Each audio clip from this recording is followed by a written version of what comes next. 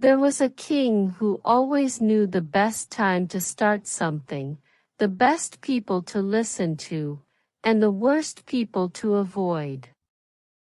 More than anything else, he knew what the most important thing was and would never fail at anything he did. After having this thought, he told everyone in his kingdom that he would give a big reward to anyone who could teach him when to do everything, who to talk to, and how to figure out what the most important thing was. And smart people came to the king, but they all had different answers for his questions. In response to the first question, some people said that to know when to do everything, one had to make a table of days, months, and years ahead of time and then follow it to the letter. They said that was the only way to get everything done on time. Others said that it was impossible to know ahead of time when everything should be done.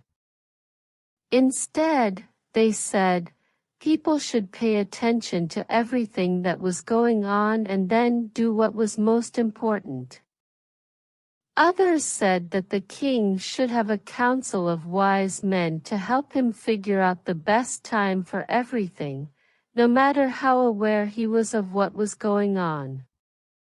However, some people said that some things couldn't wait to be brought to the attention of a council and that people had to decide right away whether to do them or not.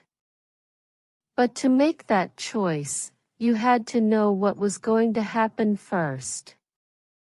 Magicians are the only ones who know that, so if you want to know when to do everything, you should talk to magicians.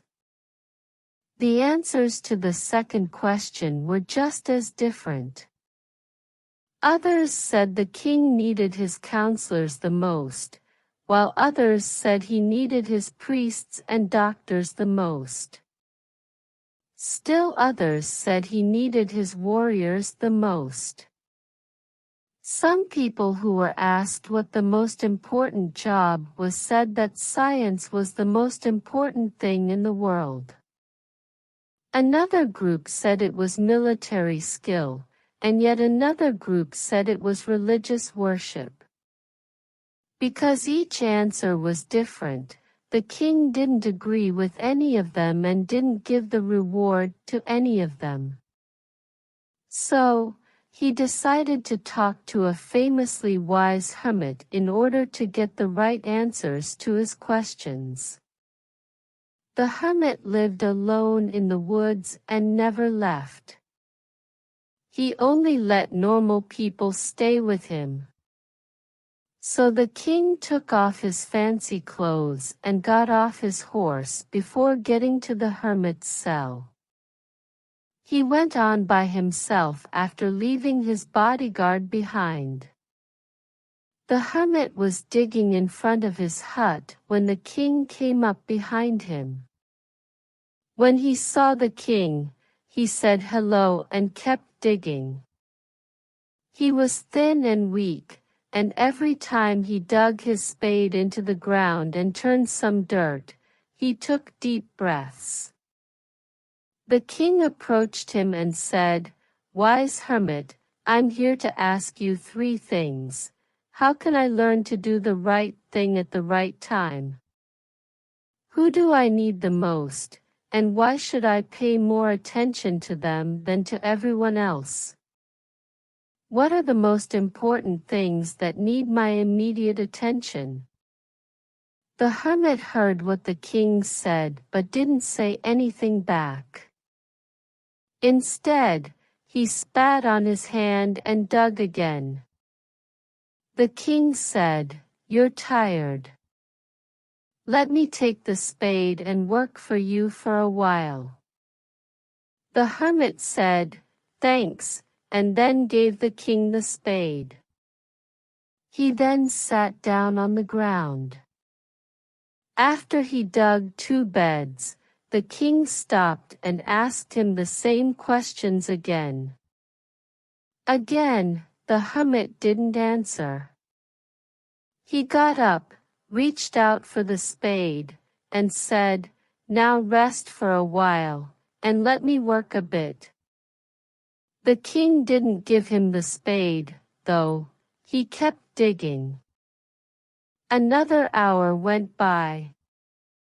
As the sun went down behind the trees, the king finally dug the spade into the ground and told the wise man, "I came to you for answers to my questions. Tell me if you can't give me any, and I'll go home." The monk said, "Look, someone is running. Let's check to see who it is." The king turned around and saw a man with a beard run out of the woods.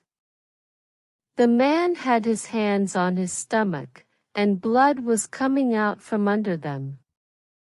When he got to the king, he passed out and moaned weakly on the ground.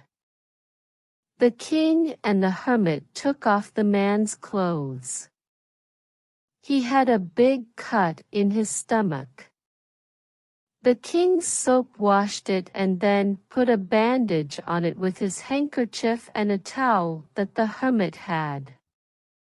But the bleeding wouldn't stop, so the king took off the bandage that was wet with warm blood several times, washed the wound, and then put the bandage back on. The man came to and asked for something to drink when the bleeding finally stopped. He was given fresh water by the king. The sun had gone down, and it was getting cool. So, with the hermit's help, the king took the hurt man inside and put him on the bed. The man lay down on the bed, closed his eyes, and was quiet. But the king was so tired from his walk and the work he had done that he knelt down on the threshold and fell asleep. He slept so soundly that he slept all through the short summer night. When he woke up in the morning, he had no idea where he was or who the strange man with the beard who was lying on the bed and staring at him with bright eyes was. When the man with the beard saw that the king was awake and looking at him, he said in a weak voice, "Forgive me." The king told them, "I don't know you and have nothing to forgive you for. I know you, but you don't know me. I am that person who hates you and swore to get back at you because you killed his brother and took his property. I planned to kill you on your way back because I knew you had gone to see the hermit by yourself. But the day went by, and you didn't come back. So I came out of my hiding place to find you.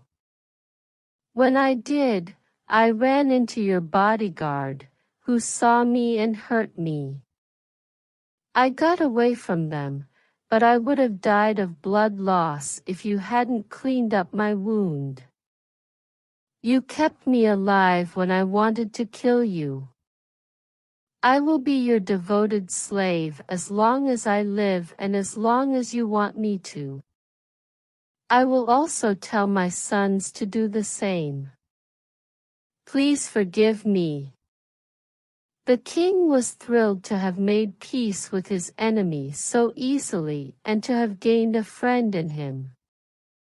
He not only forgiven him, but also promised to send his servants and his own doctor to care for him and return his property. After leaving the hurt man, the king went outside to the porch to look for the hermit. Before he left, he wanted to ask again for an answer to the questions he had asked. Outside, on his knees, the hermit was planting seeds in holes that had been dug the day before. The king walked up to him and said, "Wise man, please answer my questions one last time. You have already been answered, the hermit said as he stood up and looked up at the king. He was still squatting on his weak legs. What did you say? The king asked. What do you mean? The monk replied, do you not see? That man would have attacked you if you hadn't felt sorry for my weakness yesterday and dug these beds for me instead of going your way. You would have felt bad about not following me. So the most important time was when you were digging the beds. I was the most important person, so your most important job was to make me happy. Once that man came running to us, the most important part was when you were taking care of him. If you hadn't bandaged his wounds, he would have died before making peace with you. He was the most important person, and what you did for him was the most important thing you did. Don't forget that there is only one important time, now. We only have power at this time, so it's the most important time. The most important person is the one you are with right now, because no one knows if they will ever deal with anyone else. Also, doing good things for that person is the most important thing, because that is the only reason people were put on this earth.